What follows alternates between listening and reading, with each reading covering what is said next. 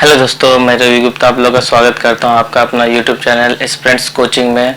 आज से मैं स्टार्ट करने वाला हूं आप लोग का पॉलिटी सब्जेक्ट, जिससे कि विभिन्न परीक्षा में बहुत सारे प्रश्नों को करने में परेशानियों का सामना करना पड़ता है स्टूडेंट्स को। जैसे कि आप लोग जानते हैं एसएससी, बैंक, रेलवे और ऑल स्टेट पीसीएस, जितने भी और भी स्टेट में जितने भी गवर्नमेंट एग्जाम होते हैं सभी में इनसे देखा जाता है 4-5 क्वेश्चन का हमेशा ही अंक नज़र आते हैं प्रत्येक एग्जाम में। तो इनसे संबंधित प्रश्नों को करने में स्टूडेंट्स को काफ़ी परेशानियों का सामना करना पड़ता है। तो आज से हम लोग नए एक सब्जेक्ट यानी पॉलिटिकल से रिलेटेड जो भी प्रश्न है उनसे देखेंगे और स्टार्ट करने वाले हैं।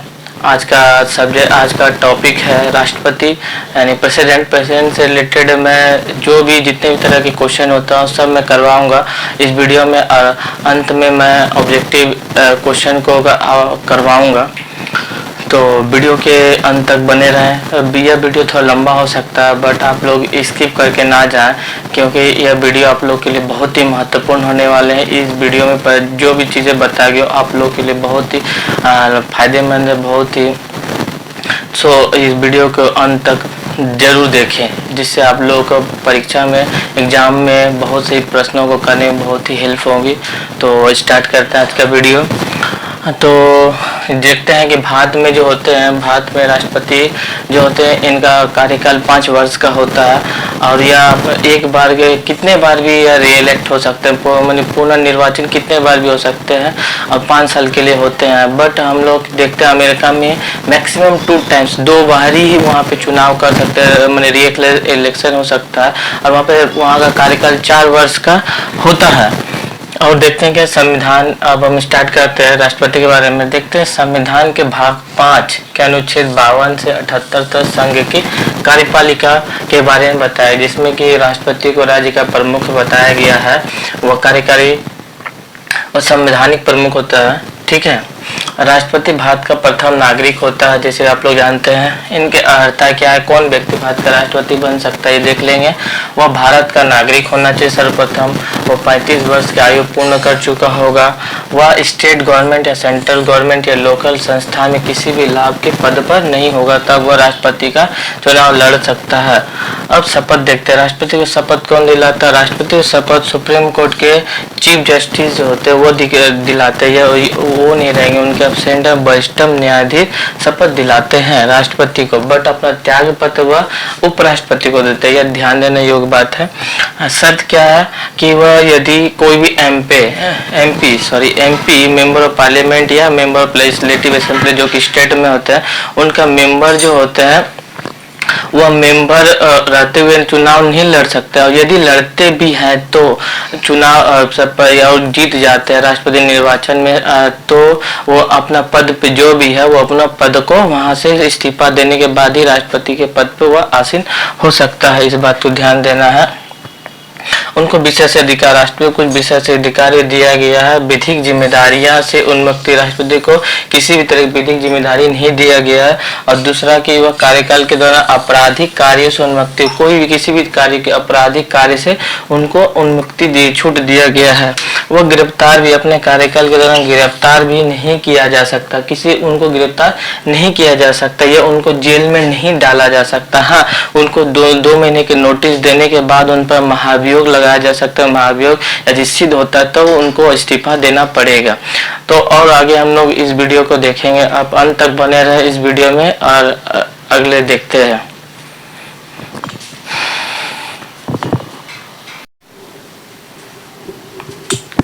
दोस्तों अब देखते हैं हम लोग राष्ट्रपति के निर्वाचन से संबंधित।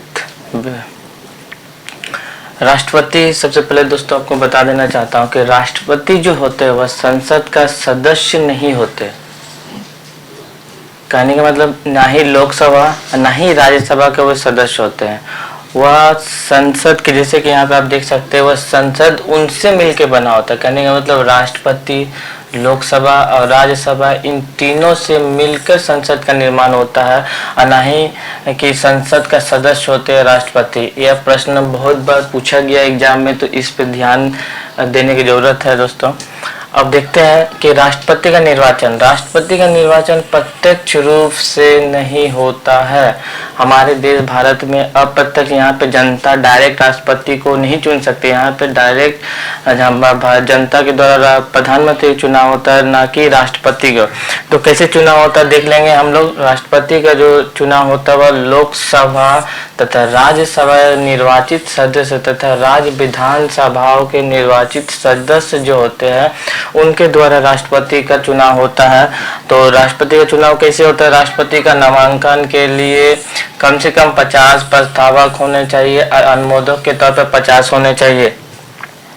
यूट्यूब में कौन कौन, जैसे कि यहाँ मैंने बताया आप लोगों को, लोकसभा राज्यसभा के निर्वाचित सदस्य और ये केंद्र शासित प्रदेश में दिल्ली और पुदुचेरी के जो निर्वाचित सदस्य होते हैं वो लोग राष्ट्रपति के चुनाव में भाग ले सकते हैं। और इसमें जो एक चीज ध्यान देने पे जो कि इम्पोर्टेंट है, बहुत ही ज़्यादा इम्पोर्टेंट है, कि मनोनीत सदस्य जो होते हैं, अपॉइंट किए हुए जो सदस्य होते हैं राष्ट्रपति के द्वारा, 12 सदस्य जो राज्यसभा में और 2 लोकसभा में जो राष्ट्रपति के द्वारा निर्वाचित किए जाते हैं वो भाग नहीं ले सकते हैं। मनोनीत सदस्य या राष्ट्रपति के निर्वाचन में भाग नहीं ले सकते हैं। जब, और एक चीज़ क्या ध्यान देने लायक है, जब कोई सभा यानी विधानसभा या लोकसभा विघटित हो जाते हैं या उनको भंग कर दिया जाता है, तो उनके जो निर्वाचित सदस्य होते हैं वह राष्ट्रपति के चुनाव में निर्वाचन में भाग नहीं ले सकते हैं, या वो निर्वाचन में मतदान नहीं कर सकते हैं।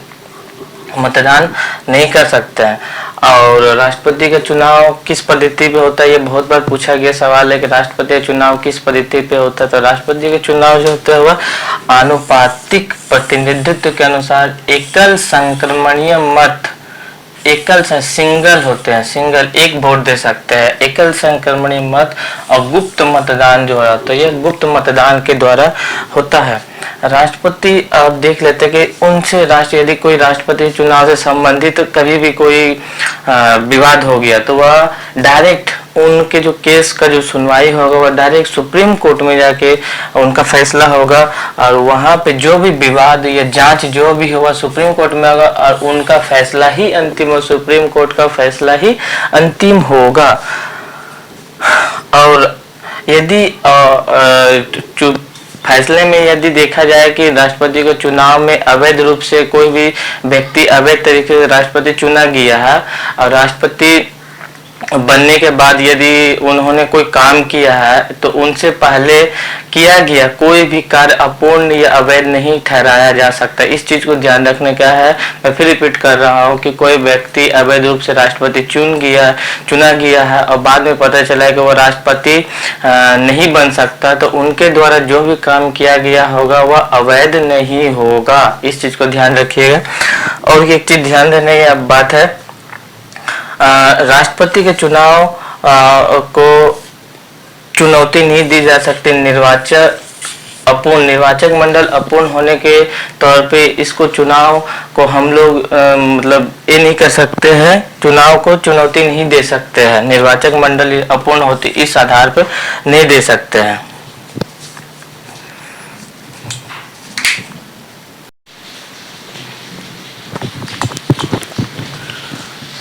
अब देखते हैं दोस्तों हम लोग राष्ट्रपति की पदावधि, जैसे कि भी बताया मैंने कि राष्ट्रपति की पदावधि 5 वर्ष की होती है।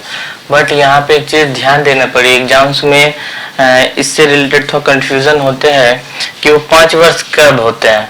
तो 5 वर्ष उसके पद धारण, जब वो अपने पोस्ट पे आ जाएंगे, जब शपथ ले लेंगे, जिस दिन से ऑफिस जाएंगे, वो पद धारण करने से लेकर 5 वर्ष तक उनका होता है राष्ट्रपति का पदावधि।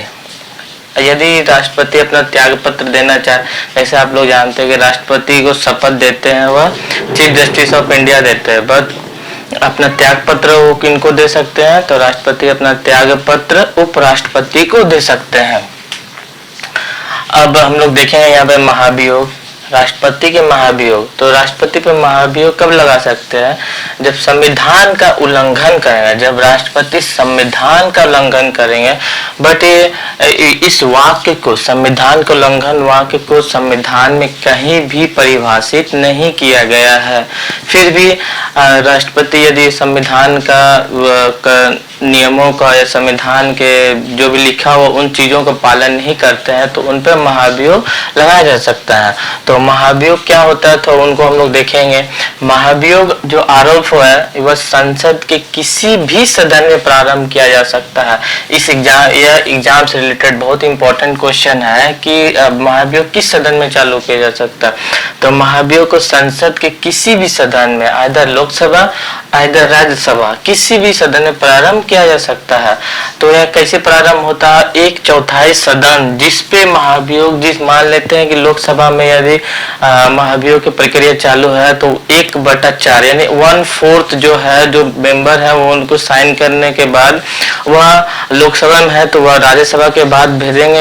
यदि राज्यसभा है तो लोकसभा में क्या है, 1/4 मेंबर उस पर हस्ताक्षर करना है। हस्ताक्षर करने के बाद 2/3 बहुमत से यदि ये सिद्ध हो जाता है कि इन्होंने किया है राष्ट्रपति संविधान का उल्लंघन, तो वह फिर लोकसभा में चालू है प्रक्रिया, तो राज्यसभा को भेज दिया तो राज्यसभा में या फिर 2/3 बहुमत से यह प्रक्रिया, यह बहुमत से पारित हो जाता है। तो यह दोनों सदन में जब 2/3 बहुमत से यह प्रक्रिया पूरी तरह से पारित हो जाता है तो उसके बाद राष्ट्रपति को इस्तीफा देना पड़ता है। बट यह प्रक्रिया चालू होने से पहले 14 दिन पूर्व, 40 डेज पहले नोटिस भेजा जाता है राष्ट्रपति को कि आप पे महाभियोग की प्रक्रिया चालू होगी। यह महाभियोग की प्रक्रिया संसद की कैसी प्रक्रिया, यह कई बार क्वेश्चन पूछा गया है। तो महाभियोग संसद की एक अर्ध न्यायिक प्रक्रिया है, अर्ध न्यायिक प्रक्रिया महाभियोग की प्रक्रिया। और अब तक हमारे भारत में अब तक किसी भी राष्ट्रपति पर महाभियोग नहीं चलाया गया है। इस बात को ध्यान देना होगा कि हमारे देश में किसी भी राष्ट्रपति पर महाभियोग की प्रक्रिया नहीं चलाया गया है। और ये देखते हैं कि 6 महीने के भीतर रिक्त पद पर चुनाव हो जाना चाहिए। हाँ, यदि हम देखते हैं राष्ट्रपति का किसी भी कारणवश, उनके बीमारी या और भी किसी भी कारणवश यदि राष्ट्रपति का पद रिक्त है, यदि खाली स्थान है, तो उनको 6 महीने के भीतर में ही चुनाव करके फिलअप कर देना होगा उन पोस्ट को। और मान लेते हैं राष्ट्रपति के पद पे कोई भी व्यक्ति नहीं है किसी भी कारणवश, तो वहां पे कौन उसको चालू करेंगे? तो उपराष्ट्रपति राष्ट्रपति के सारे कर्तव्यों को और भी उनसे रिलेटेड जितने भी कार्य है और जितनी भी तरह के सुख सुविधा विशेष अधिकार सब कुछ उनको राष्ट्रपति के तौर पे ही उनको प्रोवाइड किया जाएगा, दिया जाएगा। और मान लेते हैं कि उपराष्ट्रपति नहीं है तो कौन राष्ट्रपति के पद को देखेंगे?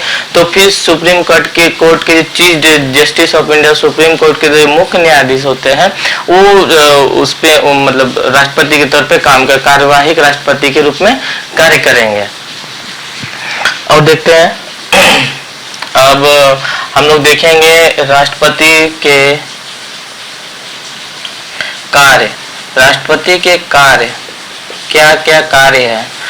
दोस्तों वीडियो थोड़ा लंबा हो रहा है बट आज मैं जो राष्ट्रपति से संबंधित जितने भी प्रश्न है एक वीडियो में ही मैं आप लोगों को कंप्लीट करा दूंगा। और मैं आप लोग से यह वादा करता हूं कि इस वीडियो के बाद आप लोग को एक भी प्रश्नों को हल करने में किसी भी तरह की कोई परेशानी नहीं आएगी। तो इस वीडियो के अंत तक बने रहें।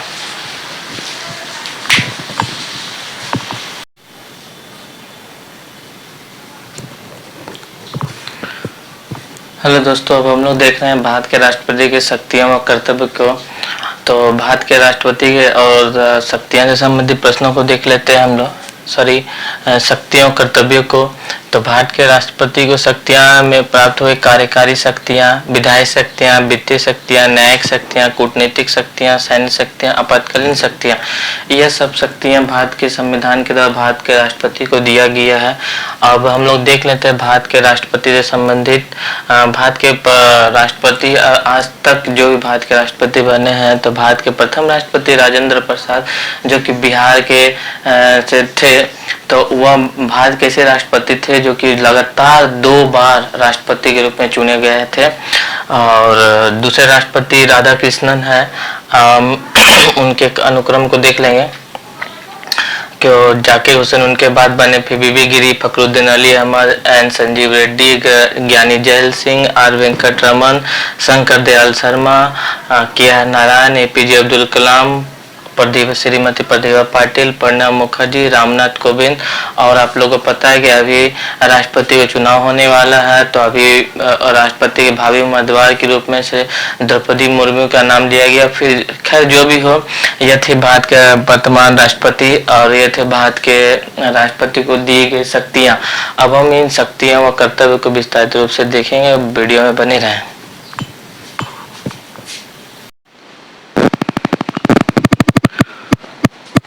हेलो दोस्तों, अब हम लोग देखेंगे राष्ट्रपति के विधायी शक्तियां व कार्य को। तो भारत सरकार के सभी शासन संबंधी कार्य, भारत सरकार के जितने शासन संबंधी कार्य होते हैं सब भारत के राष्ट्रपति के नाम पर किए जाते हैं।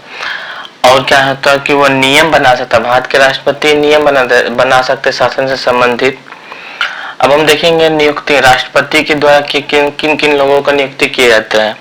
तो प्रधानमंत्री, भारत के प्रधानमंत्री व अन्य मंत्रियों की नियुक्ति राष्ट्रपति के द्वारा, और यह मंत्री कब तक रह सकते हैं अपने पद पे, तो राष्ट्रपति के पश्चात राष्ट्रपति जब तक है तब तक ही वो अपने पद पर बने रह सकते हैं। और कौन, महान्यायवादी, महान्यायवादी की भी नियुक्ति राष्ट्रपति के द्वारा किया जाते हैं।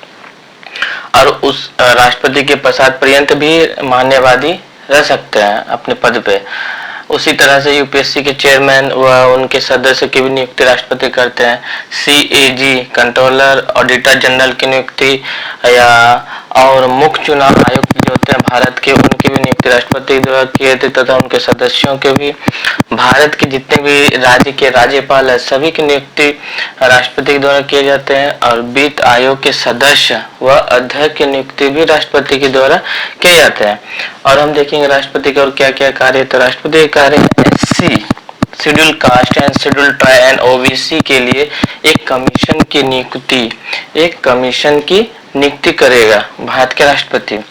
और राष्ट्रपति क्या करते हैं, अंतर्राज्यीय परिषद की नियुक्ति भी करें, अंतर्राज्यीय परिषद की भी नियुक्ति भारत के राष्ट्रपति करेंगे।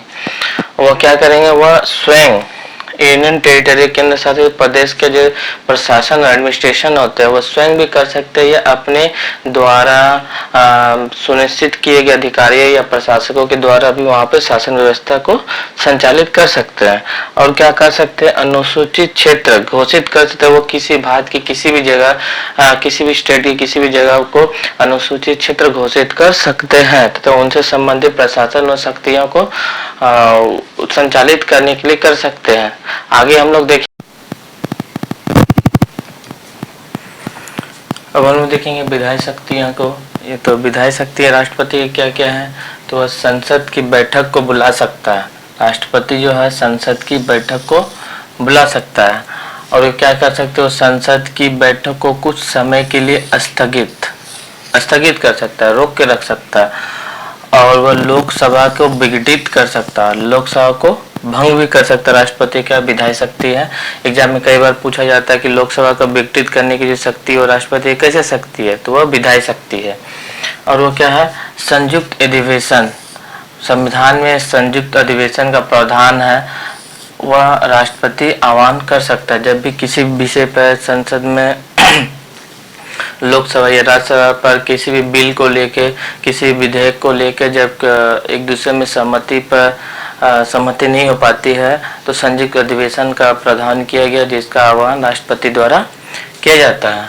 और क्या है, वह प्रत्येक चुनाव के बाद, प्रत्येक आम चुनाव जो होते हैं 5 साल में बाद, प्रत्येक वर्ष प्रत्येक वर्ष संसद के प्रथम अधिवेशन, प्रत्येक वर्ष पर दो तरह के संबोधन करते हैं संसद को, एक तो प्रत्येक चुनाव के बाद तथा प्रत्येक वर्ष संसद के प्रथम अधिवेशन में संबोधन करते हैं और संबोधित करते हैं। और वो क्या करते हैं, वो राज्यसभा में साहित्य, कला, विज्ञान से 12 सदस्यों को नामांकित करते हैं, नियुक्ति करते हैं। और यह पहले लोकसभा में 2 व्यक्तियों को करते थे, बट अभी कुछ संशोधन है तो उसे हटा दिया गया है। भारत की संचित निधि से खर्च संबंधी विधेयक अथवा राज्यों की सीमा परिवर्तन तथा नए राज्य के निर्माण संबंधी विधेयक पर राष्ट्रपति की सिफारिश या आज्ञा आवश्यक है। राष्ट्रपति की सिफारिश, राष्ट्रपति के बिना सिफारिश या बिना आज्ञा के इस संचित निधि से, जो हमारे देश के जो संचित निधि है, उससे कोई भी तरह के खर्च के लिए पैसा को नहीं निकाला जा सकता है तथा संबंधित विधेयक अथवा राज्यों के जो बॉर्डर होते हैं, सीमा जो होते हैं, उनमें या नए राज्य के निर्माण करने के लिए भी राष्ट्रपति की सिफारिश करना बहुत ही जरूरी है, यह आवश्यक है। और क्या राष्ट्रपति की विधायी शक्तियों में यूपीएससी, कैग, फाइनेंस कमीशन व अन्य की रिपोर्ट को संसद के समक्ष प्रस्तुत करते हैं। जब भी यूपीएससी, कैग, फाइनेंस कमीशन अपना रिपोर्ट राष्ट्रपति या क्या करते हैं, संसद के समक्ष अपने इन रिपोर्टों को पेश करते हैं, जिसपे कि चर्चा होती है। और क्या कर सकते हैं, तो यह अध्यादेश जारी कर सकता है, राष्ट्रपति अध्यादेश जारी कर सकते हैं, जैसे कि आप जानते हैं 123 के तहत। और यह अध्यादेश 6 हफ्तों के भीतर संसद द्वारा अनुमोदित हो जाना चाहिए। जो भी राष्ट्रपति के द्वारा अध्यादेश जारी किया जाता है, यह 6 हफ्तों के द्वारा संसद द्वारा अनुमोदित हो जाना चाहिए। यह अध्यादेश राष्ट्रपति के भी किसी भी समय वापस ले सकता है। और यह अध्यादेश राष्ट्रपति द्वारा कब जारी किया जा सकता है, जब भी लोकसभा या तो राज्यसभा दोनों में से किसी एक जब संसद सत्र नहीं चल रहा होता, जब किसी लोकसभा या राज्यसभा अनुपस्थित होते हैं, तो वहां पे राष्ट्रपति अपना अध्यादेश जारी करता है अनुच्छेद 123 के तहत। आगे देखेंगे हम।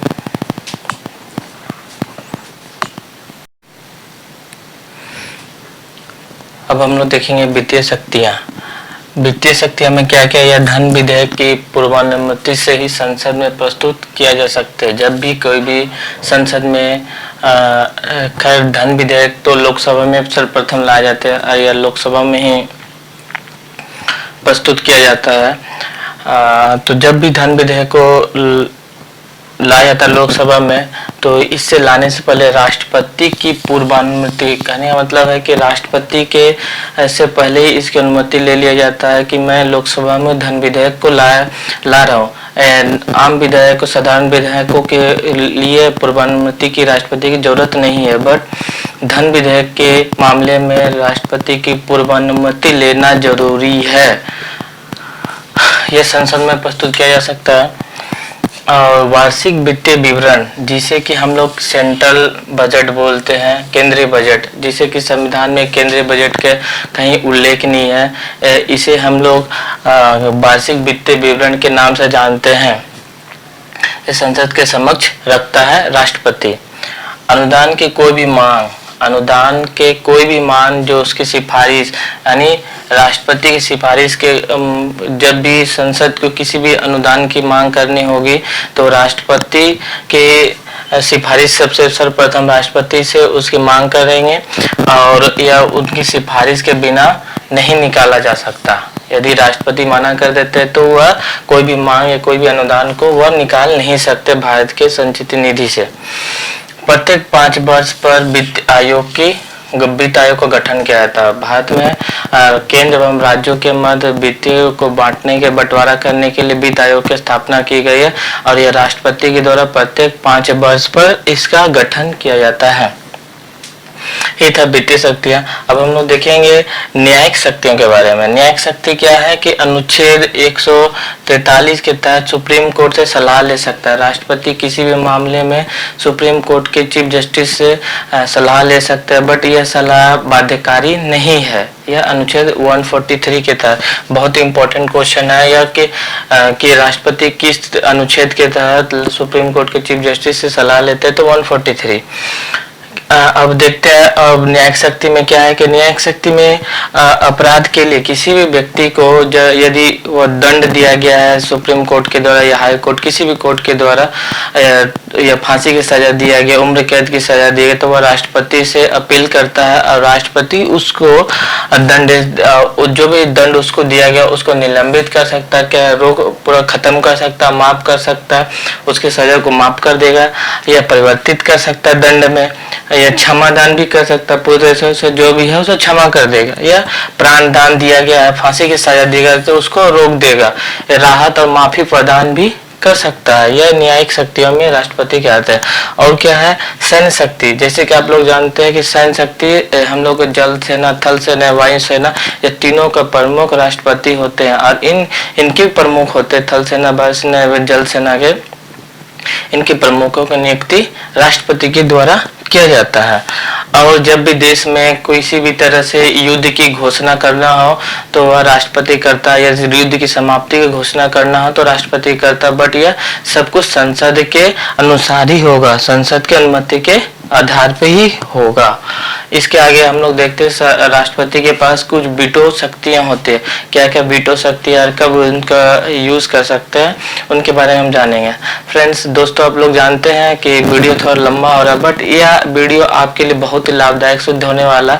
यह लंबा जरूर हो रहा है बट यह इस वीडियो के देखने के बाद आप लोग को किसी भी तरह से कोई भी परेशानी या कोई भी डाउट्स नहीं रह जाएंगे।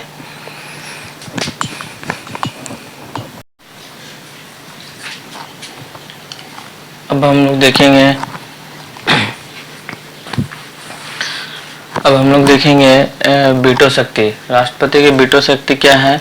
संसद द्वारा पारित कोई भी विधेयक तभी अधिनियम बनता है जब राष्ट्रपति से अपनी सहमति देता है। आप लोग को ये पता होगा कि कोई भी अधिनियम कैसे बनता है, कोई भी बिल कैसे अधिनियम बनता है, जब लोकसभा, राज्यसभा और अब इस विधेयक को, इस बिल को पास कर देते तो अंत में राष्ट्रपति के पास इसका साइन करने के लिए जाता है। राष्ट्रपति यदि उस पर अपना साइन यानी अनुमति देता है तब वो अधिनियम बनता है। यदि वो अपना उस पर अनुमति नहीं देता तो वह साइन नहीं करता उस बिल पे तो वह अधिनियम नहीं बन पाता। तो उनके लिए तो इनको वीटो क्यों दिया, वीटो पावर क्यों दिया गया? वीटो पावर इसलिए दिया गया है राष्ट्रपति को कि कोई भी संसद किसी भी तरह के अपने मनमर्जी से कोई भी कानून को जल्दबाजी में ना बना ये और ये किसी भी असंवैधानिक कार्य को नहीं करे। राष्ट्रपति इस चीज को रोकने के लिए संसद इस चीज को नहीं कर सके, इसलिए राष्ट्रपति को यह पावर दिया गया है, ये शक्ति दिया गया है कि वह इस कानून को रोक सके। इसे वीटो कहते हैं। वीटो क्या होता है? यह वीटो तीन प्रकार के होते हैं। अत्यंतिक वीटो। अत्यंतिक वीटो क्या होता है? किसी विधेयक को अपने पास सुरक्षित रखना है। इसका काम होता है किसी भी विधेयक को अपने पास सुरक्षित रखना।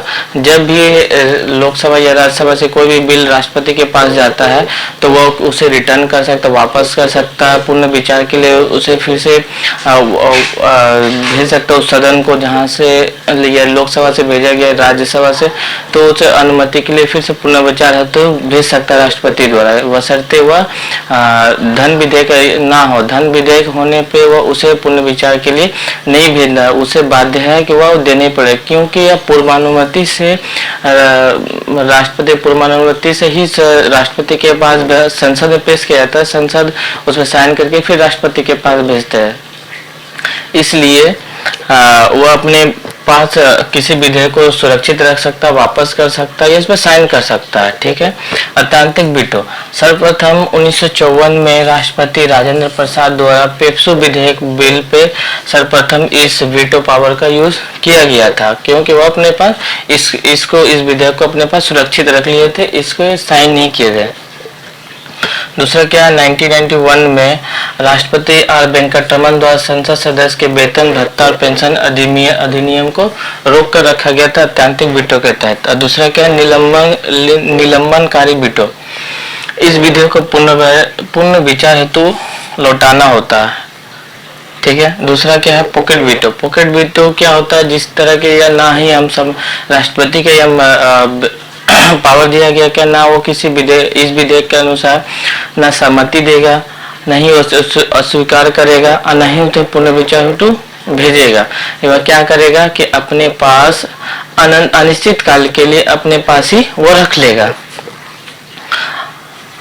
और यह इसका प्रयोग किया गया था 1986 में ज्ञानी जैल सिंह द्वारा भारतीय डाक टिकट अधिनियम पर 1986 में ज्ञानी जैल सिंह द्वारा भारतीय डाक टिकट अधिनियम पर पॉकेट वीटो का प्रयोग किया गया था। आगे देखते हैं।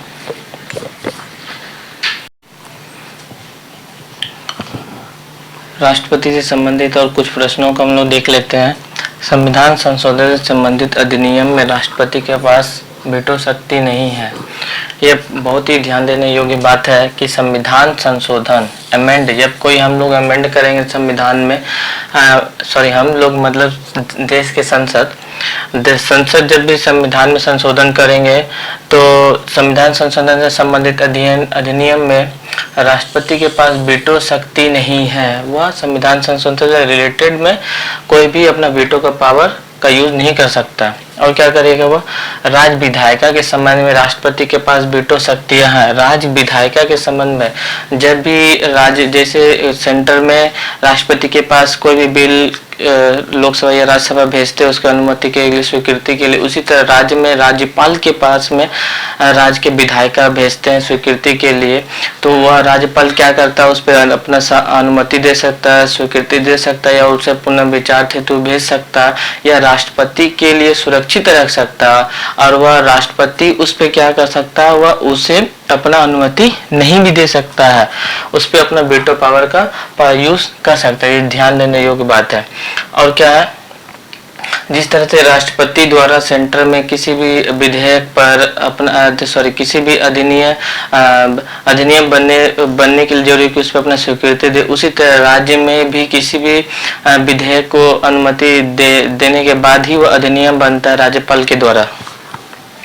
और देख लेंगे हम लोग यहाँ पे कि अनुच्छेद 123 के तहत राष्ट्रपति को संसद के सत्रावसान में अध्यादेश जारी करने की शक्ति है। जब भी कोई संसद का कोई एक सदन या तो लोकसभा या तो राज्यसभा जब कार्य अनुपस्थित रहेगा, मतलब वो सत्र में नहीं रहेगा, तभी अध्यादेश राष्ट्रपति जारी कर सकता है। या तो राज्यसभा या तो लोकसभा दोनों ही रहेगा तो उस समय अध्यादेश जारी नहीं कर सकता राष्ट्रपति। और यदि राष्ट्रपति अध्यादेश जारी करता है तो उस पर जो भी होगा वह कार्य जो होगा वह वैध माना जाएगा, बट वह अमान्य होगा, वह अध्यादेश जारी नहीं कर सकता उस टाइम पे।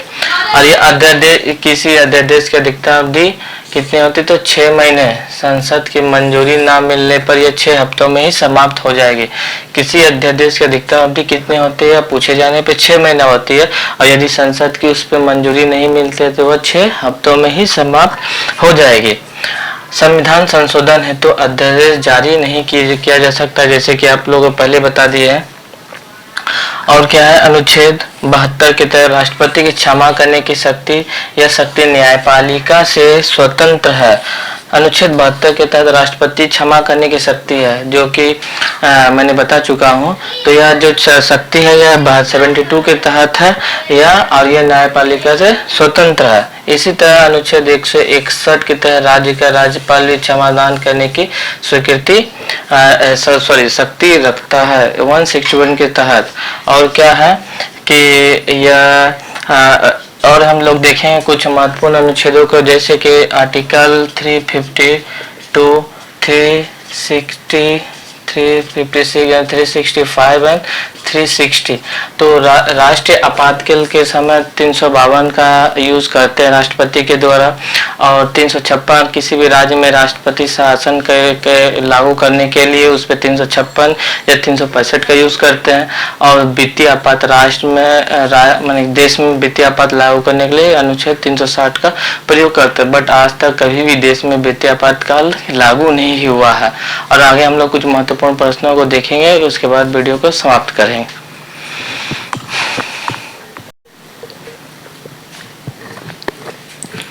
और लास्ट में कुछ प्रश्नों को देख लेते हैं कि संविधान में सरकार का स्वरूप संसदीय है। भारत में सरकार का स्वरूप संसदीय है। राष्ट्रपति केवल कार्यकारी प्रधान होता है।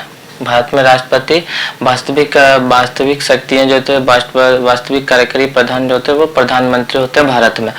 बट यूएसए में यानी अमेरिका में राष्ट्रपति व्यवस्था है, जबकि भारत में संसदीय व्यवस्था है। अमेरिका में राष्ट्रपति के बाद प्रशासनिक, कार्यकारी सब कुछ जितने भी शक्ति है वो राष्ट्रपति में निहित होते हैं, जबकि भारत में ऐसा नहीं है। भारत में सिर्फ संवैधानिक प्रमुख राष्ट्रपति होते हैं। और राष्ट्रपति की स्थिति वैसी है जैसे कि ब्रिटेन में वहाँ के राजा की स्थिति है, राजा को जितना पावर दिया गया उसी तरह से भारत में ही भारत के राष्ट्रपति को उतना पावर दिया गया है। राष्ट्रपति के पास कोई संवैधानिक विवेक स्वतंत्रताएं नहीं होती है। राष्ट्रपति के पास जितने भी स्वतंत्रता या विवेक है ये कुछ नहीं होते हैं, और जो भी होते हैं उन पे कुछ परिस्थितियां हैं, परिस्थिति के अनुसार उनको कुछ स्वतंत्रताएं दी गई है। बट जो भी राष्ट्रपति डिसीजन लेते हैं, जो भी निर्णय लेते हैं, वो संविधान में संसद के या मंत्रिमंडल के विचार से ही, उनके विचार के अनुसार ही राष्ट्रपति कोई भी मतलब डिसीजन ले सकते हैं। और एक कुछ बहुत इंपॉर्टेंट क्वेश्चन है कि अपने कार्यकाल के दौरान निधन हुए कौन ऐसे दो राष्ट्रपति जो अपने कार्यकाल के दौरान ही निधन हुए, तो उनका नाम है जाकिर हुसैन एंड फखरुद्दीन अली अहमद। तो यहाँ पर ही वीडियो के अंत होते हैं। यह वीडियो आप लोग के लिए बहुत ही लाभदायक सिद्ध होगा और मैं आशा करता हूँ आप लोग तैयारी में हेल्प करेंगे। Thank you.